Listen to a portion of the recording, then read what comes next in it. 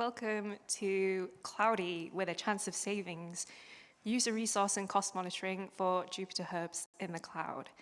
Hello, my name is Jenny. I am an open source applications engineer at 2i2c, and the contents of this talk was done in collaboration with Tarashish Mishra, a software engineer at Development Seed.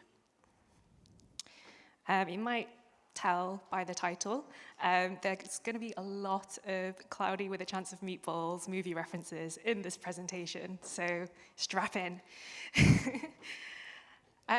So I thought I'd start by introducing myself a bit more fully because this is my first time attending JupyterCon. So I'm super excited to be here, and I've just been having really lots of lovely conversations with you all and getting to know what you're doing.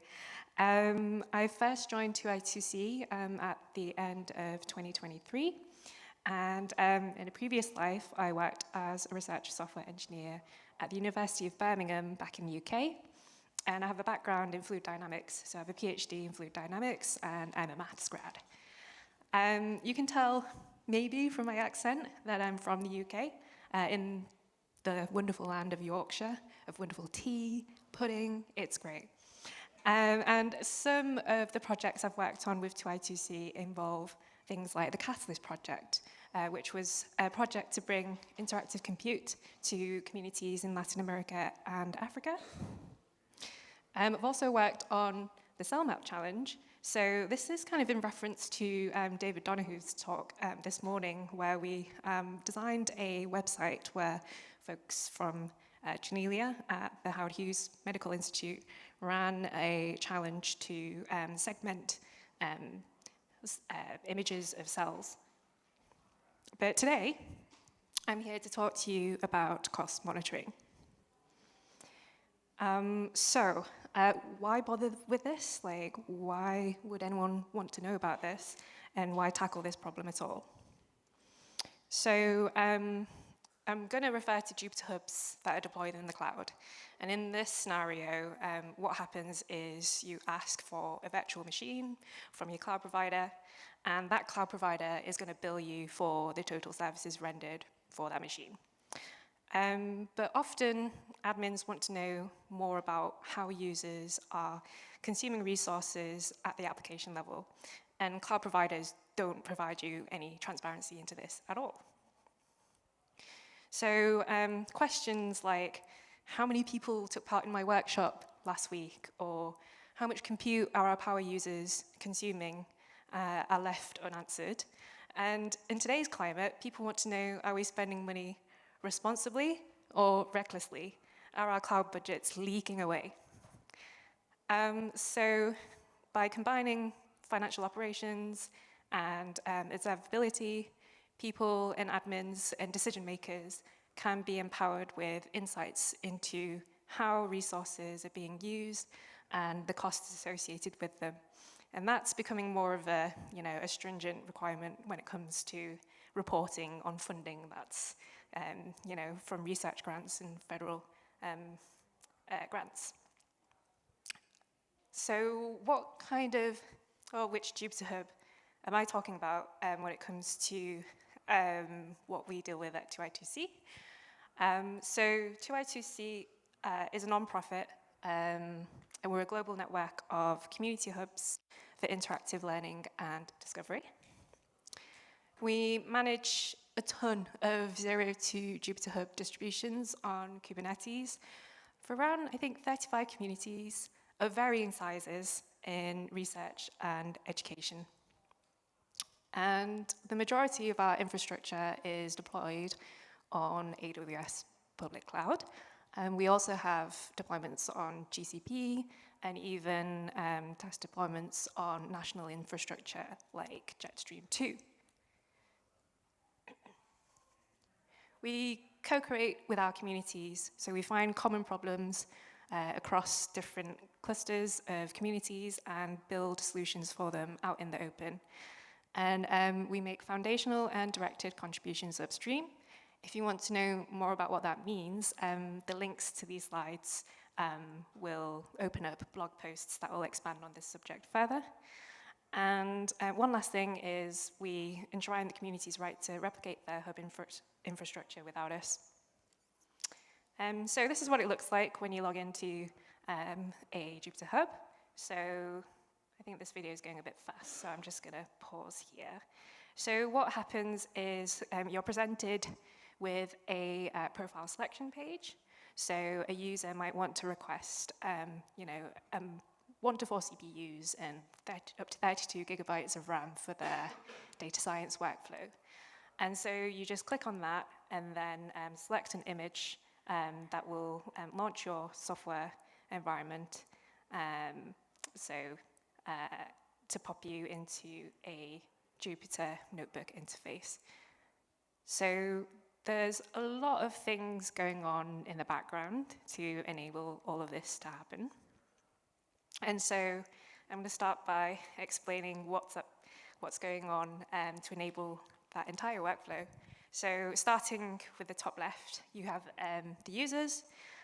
Here I've got Flint Lockwood, who is logging into a 2I2C JupyterHub, and his network requests are being passed through a proxy, and that proxy forwards that on to a JupyterHub Tornado process, and JupyterHub holds state as to whether, say, Flint Lockwood is allowed to log in. So it can say, yep, he's authorized, and he's chosen a machine to start up a server with so much CPU and so much RAM, and JupyterHub then spawns a user pod that is running his single user server in. And so Flint Lockwood gets to do his amazing food science and inventions on JupyterHub. But alongside the sort of like the hub namespace, we also have a lot of supporting actors. So at the top here, we have a bunch of exporters that's collecting a lot of information about how much memory Flint Lockwood is consuming. We have a node exporter and also running a directory size exporter to figure out how many files he's generated. And so these things are emitting metrics continually, and this is scraped by Prometheus. And so Prometheus is then turning that data into a time series database in which something else, like Grafana, can sort of query Prometheus and then visualize all of that information for an admin to explore.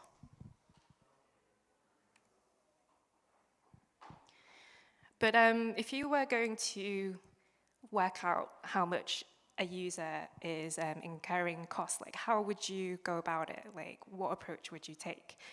Because you're going to have to make some approximations. So what we've done is split user-dependent costs into compute and home storage components, because at the leading order, that's what people are using. And so we just broadly estimate a user cost per component by multiplying the fraction of resources consumed by the total cost that you get for that service from the cloud provider. So essentially, like if you eat a certain slice of the pie out of the total number of users, that's what you should be accounted for in terms of per user cost. So for compute, we take sort of the usage fraction for that user as the memory requested when they clicked on that profile to start their server. And we divide that by the total memory requested over a given period of time. And for home storage, the usage fraction will be just how much disk space did that particular person use out of all of the disk space that everyone on that cluster used. So if you just look at the overall sort of overview of what's at play here, the project that I've been working on for the past few months is called JupyterHub Cost Monitoring, and this is where it sits in terms of the support namespace in a Kubernetes cluster. So what this does is it's taking that usage information and querying Prometheus for that data, and then it's also talking to the cloud provider, So in this case, AWS's Cost Explorer API, and then combines that data together to calculate a per user cost. And then Grafana can then also query this service in order to represent that data for an admin to explore. So what is this thing exactly? So this is just a fast API backend. So it's doing that talking to the Cost Explorer API in Prometheus, and is then applying those calculations that I mentioned previously and outputting that user cost information at an endpoint. So let's take a closer look at this costs per user endpoint. And what it takes in terms of parameters are a from date, a to date, and optionally you can filter results on the hub name, you can filter on compute or home storage, and even down to the name of a particular user. And once you fire that off, you get a response that looks like this. So it's just simple, it's just a list of JSON objects, and you've got key value pairs that give you, the date, the name of the user, the hub name, component name, and the cost value associated with that particular person on that particular date. And I should remark here is that we're looking at daily costs. So at the moment, with cloud providers, they settle accounts with a daily granularity. And I don't think there is a need for knowing sub-level, sub-daily costs. But yeah, that's the granularity that we're looking at when it comes to cost data. So visualization. So if you've not seen a Grafana dashboard before, this is roughly what it looks like. So like I said, the cost monitoring project, the backend, that can be queried and then pulled into Grafana and visualized for the admin or decision maker who's interested in per user costs. And these designs can actually be encoded as well with a JSONet library called Graphonet. And that's really useful because you can reproduce these designs and iterate on them and check them into version control. And so, folks can interactively explore and download CSV data from these dashboards in order to generate their reports elsewhere, for example. So, time for a demo.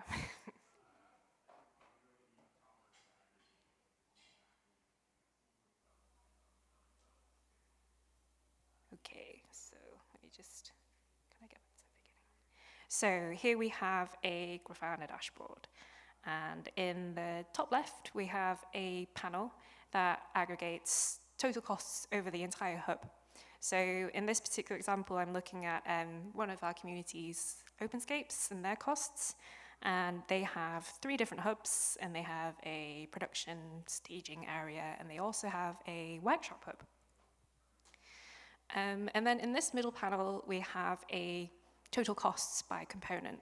So we talked about the user-driven costs through compute and home storage. But also you have other sort of more user-independent costs, always on core infrastructure. So this just gives a summary of total costs by component. And in the top right-hand corner, you have an at-a-glance zoom in on who are your top 5 users. So I've hidden usernames, but there's usernames, and you can see the costs incurred over the past 30 days. And then if I play this video, at the bottom here, you can see a breakdown of cost over time on the x-axis, and cost on the y-axis, and everyone's sort of represented as a stacked bar chart. So you'll see a legend on the right-hand side, and the color of each subsection of the bar stack will represent one user, and then that user has the cost associated in this table over the last 30 days of this time period. And then if I play this video more, you'll see that you can interact with the legend. So you can isolate traces of specific users, and you can do this for multiple users.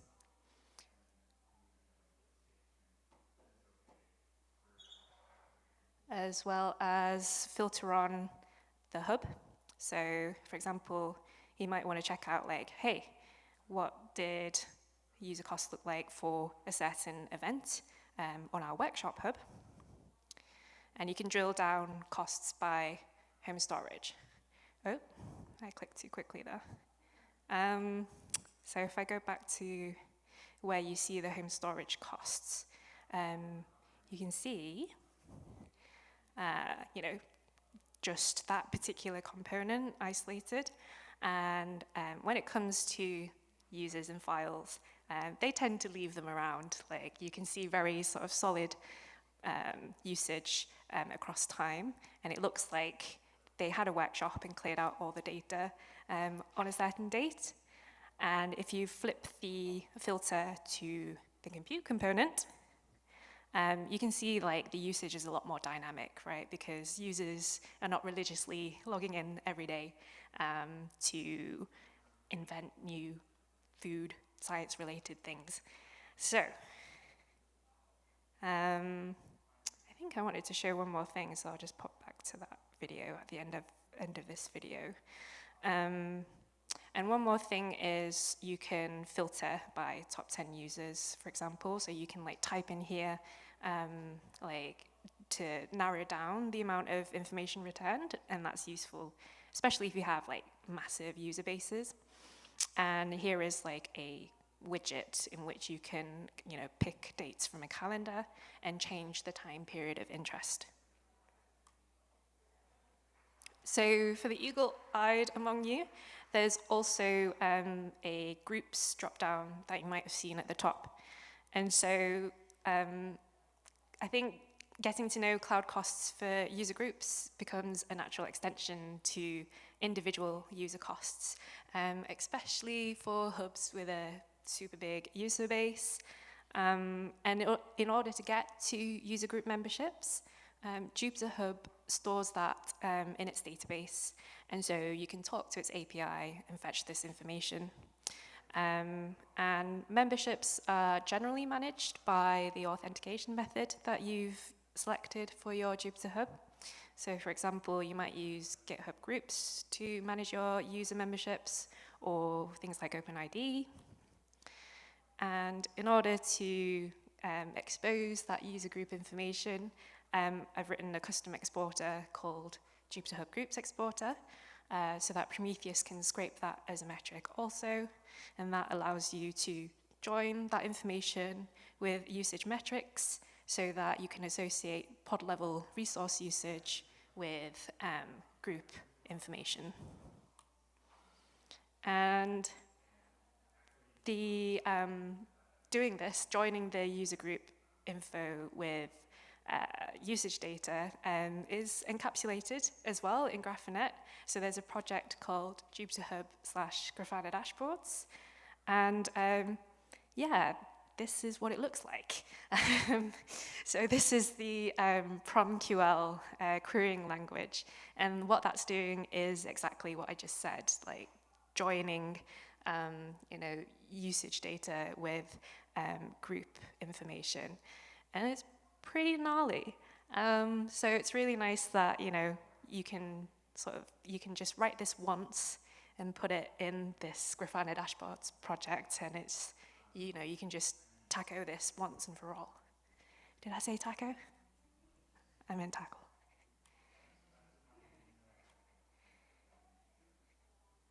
So here is a video of groups in action. So now you can filter down on groups, and it just pulls through users who are members of that particular group. And then you can also have a look at a group level dashboard.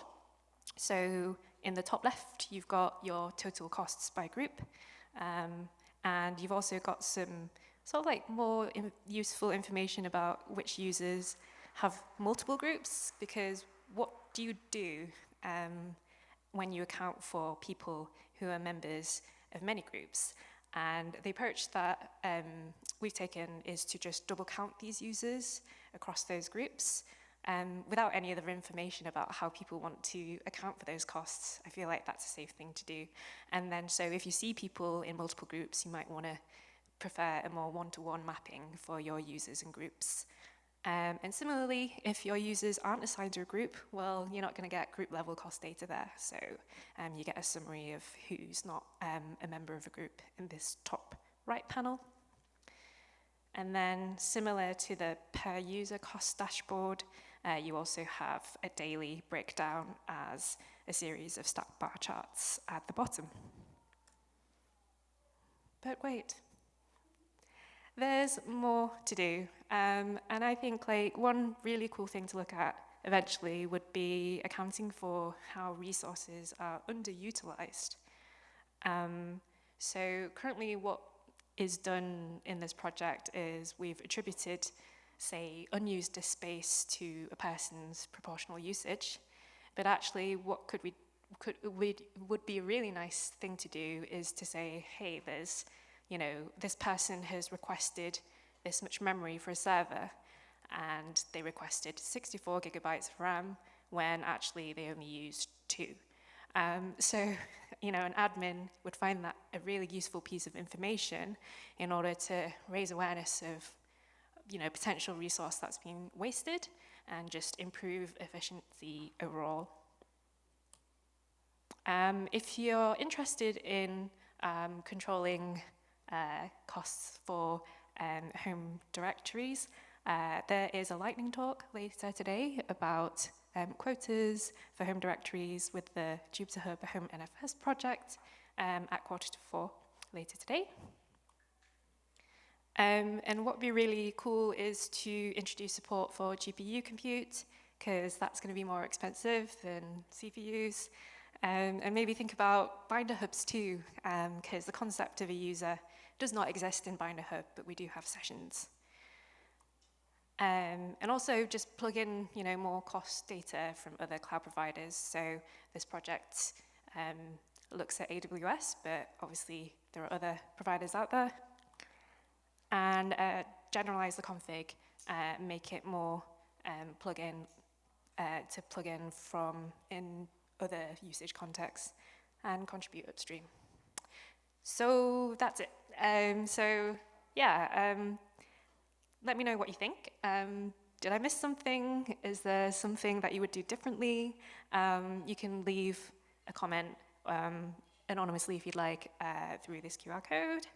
There's also a link to the slides in that QR code as well. It's my first JupyterCon, so come say hi. It'd be really nice to just chat to you and meet you. I also have some of these stickers if you like, so come to me and I will give you a lovely blue sticker.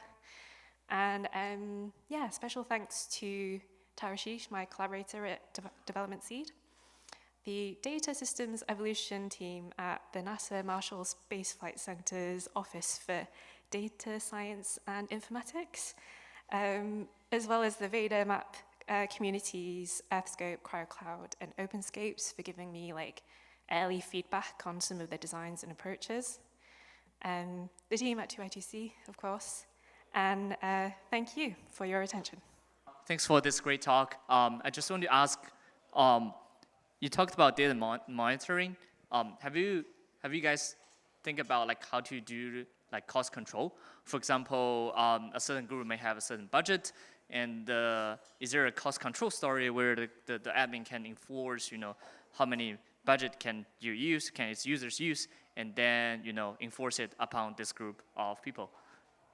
Yeah, definitely. I think that is something, I could have put that as a bullet on my other slide as well, to take a look at, take the same approach, right? And then look at usage metrics in real time and then impose some sort of quota and say hey, stop, no more, no more for you. But I think there's also like, stick and carrot approaches as well. Like, I think before we get to that point, we do need to educate people a bit more as to like raise that, the awareness that I was talking about, and do it in a way that isn't so like, abrupt.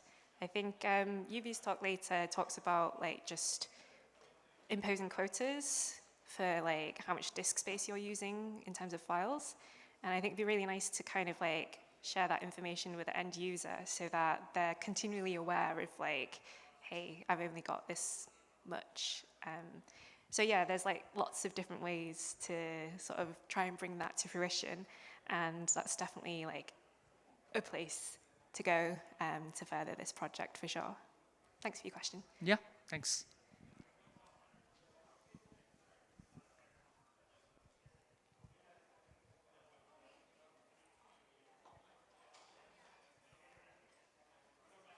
I can also recommend more movies by the Cloudy with a Chance of Meatballs people.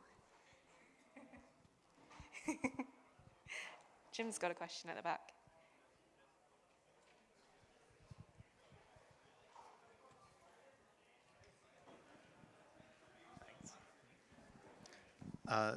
So I have done some work, this is a few years ago now, for cost analysis on Azure. Something we found was the cost reports you get might change over time, or you can't be sure when all the costs have sort of been counted in. So if I wanted to know how much I spent on VMs on Monday, and I look today, it might say £5, and if I look tomorrow, it might say £6. So I'm kind of wondering the way that you retrieve costs. It might be that on AWS that isn't a problem, and actually they're much better at telling you how much you've spent.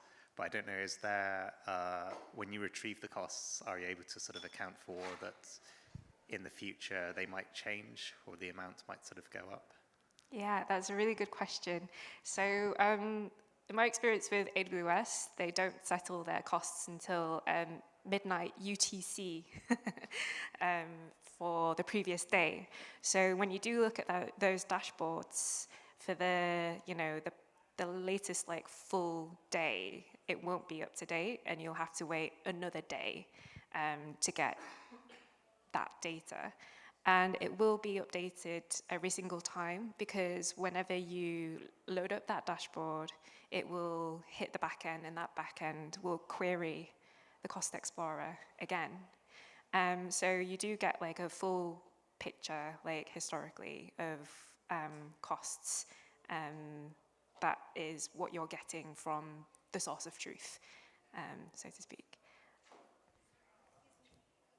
Yeah. Okay, thank you.